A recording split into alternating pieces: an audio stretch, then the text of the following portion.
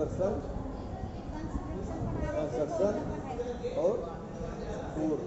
आज के लिए बताए थे हम टाइप्स ऑफ ट्रांसफार्मर। कोर के आधार पे, वोल्टेज के आधार पे, ठीक है, और जो है इसमें क्या कहते हैं फेस के आधार पे, कल कोर बता दें ना, जितने 4-5 है, ठंडा होने के आधार पर, पावर के आधार पर, यानी क्या है आज आपका टाइप्स ऑफ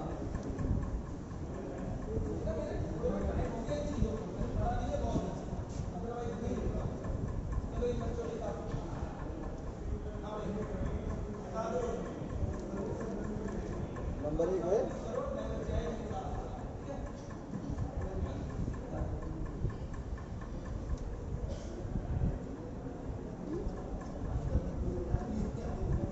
कोर के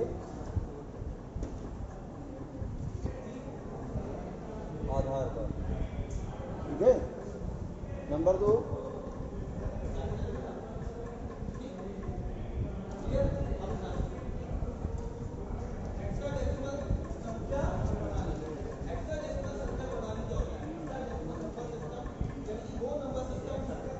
वोल्टेज के आधार पर, ठीक है। नंबर 3 फेज के आधार पर।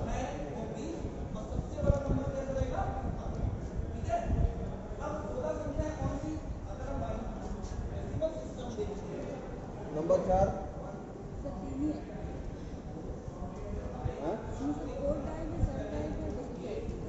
नहीं, अभी हम टाइप्स ऑफ ट्रांसफार्मर बता रहे कितने प्रकार के होता है, ठीक है।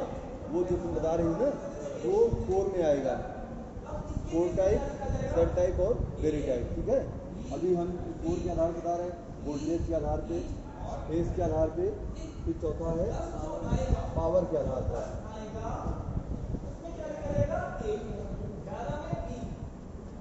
फिर पांचवा है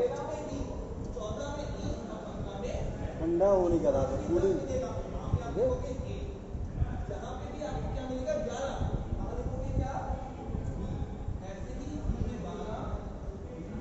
तो नंबर क्या है पहला, कोर के आधार पर। कोर के आधार पर ट्रांसफार्मर जो है 3 प्रकार से पाए जाते हैं। Number 1 core type. Core type जो आपको बताई है कि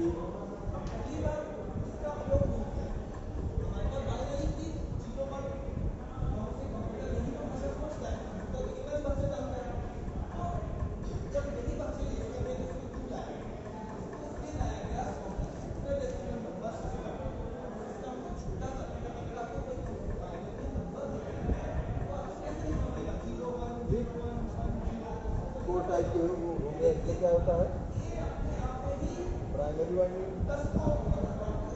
कोर पर लगी होती है, सेकेंडरी वाइंडिंग कोर पर लपेटे रहते हैं। ये सब हल्का हल्का ये रहता है, क्या है कल बताए थे ना कौन सी पत्ती आती है, नहीं एक टाइप पत्ती आती है ना, वही मिल के इतनी थिकनेस होती है, मोटाई, आपन पत्तियाँ मिल के कोर की इतनी मोटाई होती है, जरूरत के हिसाब से जिसे हम उसको मेजर करते हैं कोर का। इसमें जो है फ्लक्स बहने के एक रास्ते में अपना जो है फ्लक्स होता है ना, एक इसमें जो प्राइमरी इसमें क्या कहते हैं हम वाइंडिंग में जो सप्लाई देते हैं, इसमें जो है इंड्यूस ईएमएफ होता है जो कोर के माध्यम से दूसरे कॉइल में भी जाके ईएमएफ उत्पन्न करता है। अगर हम पहली कॉइल में भी कोई परिवर्तन करते हैं तो वही परिवर्तन करने के आधार पर हमें दूसरी कॉइल में भी मिलेगा, क्योंकि जो स्टेप अप स्टेप डाउन होता है ना, वो डिपेंड आप किस पर करता है, टर्न पर है। तो इसमें कोर फ्लक्स के बहने के सिर्फ एक रास्ते होते हैं, और कोर टाइप ज़्यादा बढ़िया रहता है। इसमें इसको कूलिंग अच्छी प्रकार से होती है, अधिकतर लगभग 70% इस्तेमाल हम जो है कोर टाइप के ट्रांसफार्मर करते हैं। इसके बाद आता है इसमें तीसरा cell type. Cell type transformer जो है, इसी में जो है ये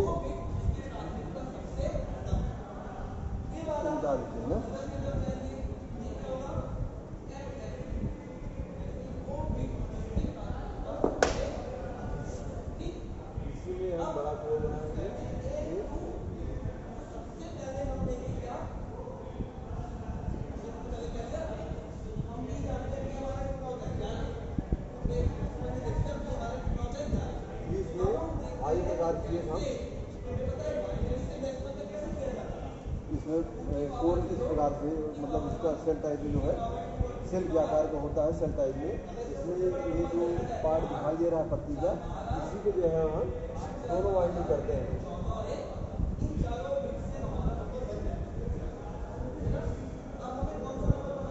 और इसी में जो है हमारी सेकेंडरी वाइंडिंग भी पेपर के माध्यम से इंसुलेट करके निकाली जाती है। ठीक है, एक ही चीज़ जिसे उसको हम अलग अलग बना दिए, इसी में है। जिसे वाइंडिंग करते हो, एक टर्न डालते हो ना, और उसमें डबल लेयर की वाइंडिंग रहती है, जिसमें क्या लगाते हो, पेपर लगाते हो ना, इंसुलेटिंग पेपर लगाते हो, फिर दूसरे कॉइल्स पर डालते हो।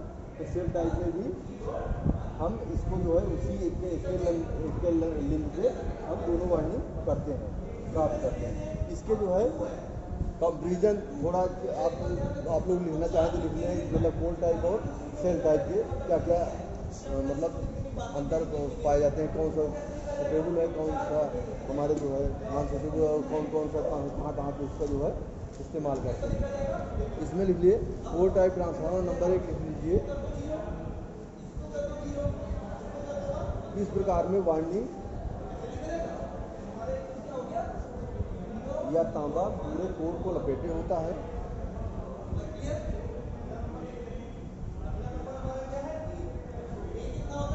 कोर में लिखिएगा, ठीक है।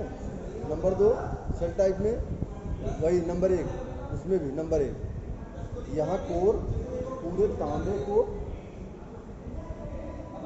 लपेटे हुए होता है।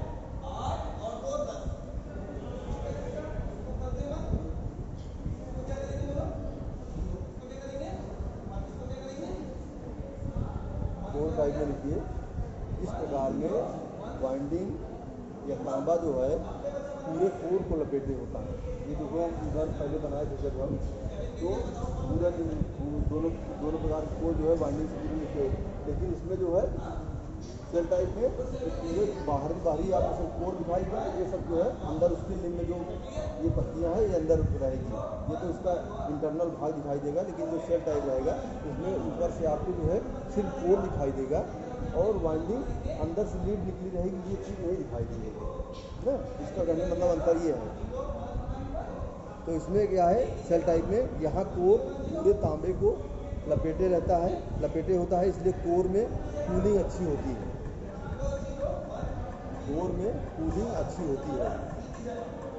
नंबर 2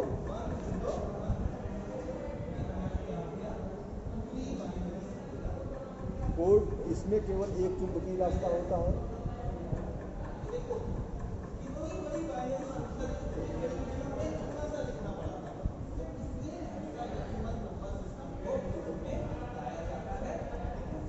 इसमें केवल एक चुंबकीय रास्ता होता है, इसमें 2 चुंबकीय रास्ते रहते हैं।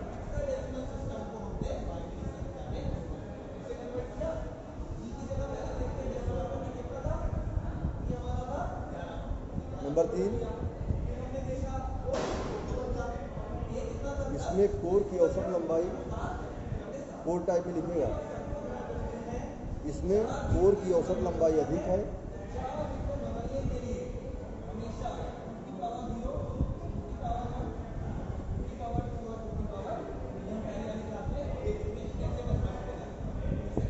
सेल टाइप में लिखिए, इसमें कोर की औसत लंबाई कम होती है।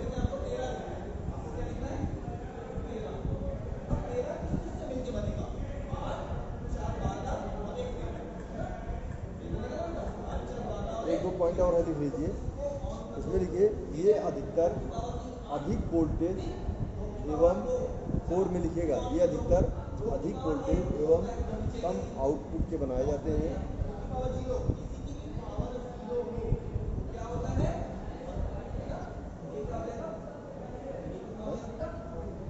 ये अधिक वोल्टेज तथा कम आउटपुट के लिए बनाए जाते हैं। नंबर उसमें नेक्स्ट लीजिए, सेल में ये अधिकतर कम वोल्टेज तथा अधिक आउटपुट के लिए बनाए जाते हैं।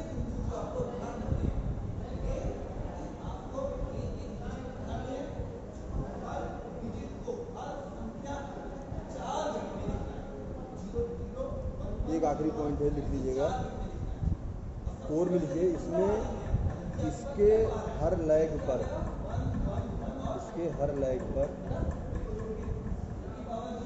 प्राइमरी तथा सेकेंडरी होनी चाहिए। 2 लैग हो गए ना, 2 उसके इस पर एक प्राइमरी करते हैं, एक हम सेकेंडरी करते हैं। इसके हर लैग पर प्राइमरी तथा सेकेंडरी होनी चाहिए, जिससे लीकेज फ्लक्स कम होते हैं, इससे लॉस घटते हैं।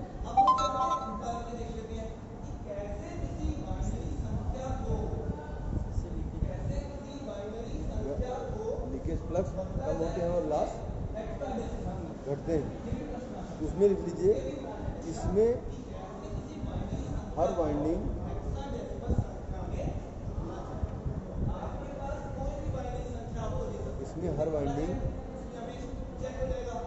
टुकड़े में करके बीच के लिंब पर बारी बारी प्राइमरी तथा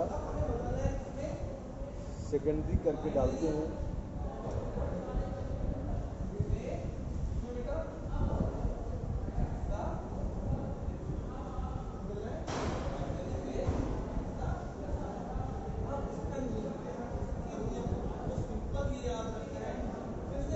लिंब पर बारी बारी प्राइमरी तथा सेकेंडरी करके डालते हैं ना, ठीक है।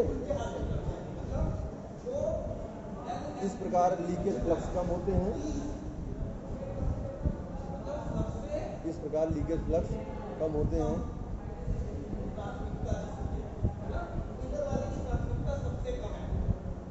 ये हो गया आपका कोर टाइप और सेल टाइप ट्रांसफार्मर के अंतर दोनों। इसके बाद आता है आपका नेक्स्ट बेरी टाइप ट्रांसफार्मर। इसका इस्तेमाल नहीं होता है क्योंकि इसमें जो है कई कोर टाइप ट्रांसफार्मर को मिला के जो है ये एक बेरी टाइप ट्रांसफार्मर बनाया जाता है, लेकिन इसको मतलब ट्रांसफार्मर तैयार करने में बहुत ज़्यादा दिक्कत सामना प्रॉब्लम आती है, जो जल्दी से नहीं हो सकता। इसलिए पहले इसका जो होता है बहुत पहले करते थे, लेकिन आज इसका इस्तेमाल बिल्कुल बंद हो गया है बेरी टाइप। देखिए, अगर क्वेश्चन में आता है कि आपके ट्रांसफार्मर एक ऐसा चैप्टर है पक्का है जो है आपके पेपर जब देंगे तो उसमें 2, 4, 5 क्वेश्चन जरूर रहते हैं, तो उसमें भी पूछा जा सकता है ना। 4 ऑप्शन दे दिए, उसमें कोर टाइप सेल टाइप हटा दिए, 2, 4 और 2, 3 और दे दिए, उसमें डाल दिए बेरी टाइप, तो आप उसमें सही में जो है टिक लगाएंगे बेरी टाइप में, मतलब कोर के आधार पर कोर टाइप, सेल टाइप और बेरी टाइप होते हैं, ठीक है। ये कोर के आधार पर होंगे आप। नंबर 2 आता है वोल्टेज के आधार पर। वोल्टेज के आधार पर कौन कौन सा वोल्टेज होता है, ठीक है। हाँ, step up step down voltage के आधार पर, ठीक है। कम वोल्टेज लेके हम स्टेप अप बना लेते हैं और अधिक वोल्टेज लेके अगर हमें कम वोल्टेज की आवश्यकता है तो स्टेप डाउन कर लेते हैं, ठीक है। और तीसरा कौन सा है, फेस के आधार पर। फेस के आधार पे वो सिंगल फेस और 3 फेस, ठीक है। फेस के आधार पे हम सिंगल फेस में भी ट्रांसफार्मर लगते हैं, जैसे बैटरी चार्जर वगैरह में जो लगता है ना, तो सिंगल फेस पे आएंगे। कई तार उसमें एक इनपुट लगा दिए और उसमें 2, 4, 5 जैसे हमको आवश्यकता है वैसे हम आउटपुट निकाल लिए, एक कॉमन रहेगा और एक वोल्टेज के आधार पे हम उसको निकाल लेंगे, तो सिंगल फेस में इस्तेमाल करते हैं।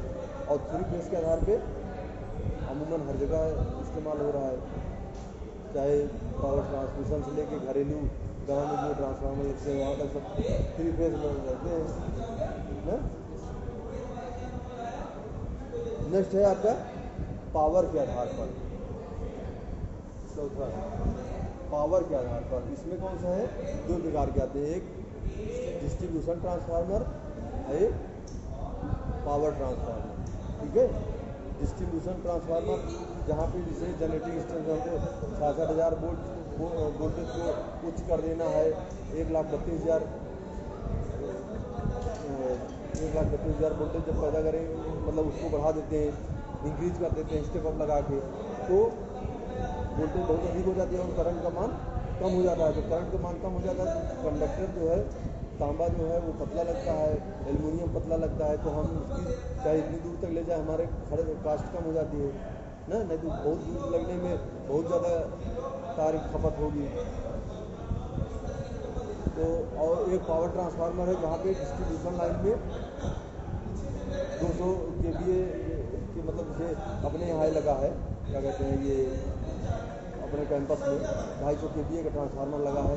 ये उसमें क्या कहते हैं 33,000 वाले से 11,000 में आके ये उसके इनपुट में आ गई 11,000, वहाँ से जो है आउटपुट हमें कितना दे रहा है 450 दे रहा है, KVA बढ़ा है। पावर ट्रांसफार्मर इस प्रकार मतलब इस प्रकार पावर के आधार पर बढ़ गए। और नेक्स्ट है कूलिंग के आधार पर। ट्रांसफार्मर में आप देखे होंगे कि जो है बगल बगल ऐसे पत्तियां लगी रहती हैं ना, तो पत्तियां किसलिए लगी रहती हैं? हाँ, जब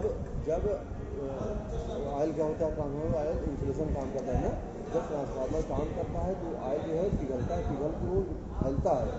जब फैलता है तो वो तेल कहाँ तक पहुँच जाता है, बगल बगल जो साइड में पाइप लगा है, ठीक है, वहाँ पे जब फैल जाता है तो बाहर की नेचुरल हवा जो है इसके द्वारा वो ठंडा होता है, फिर वो क्रमशः इसे चलता रहता है, ठीक है। और कहीं कहीं पे जो है पानी के आधार पर करते हैं, वही चीज़ पाइप को जो है पानी के आधार पर कैसे करते हैं?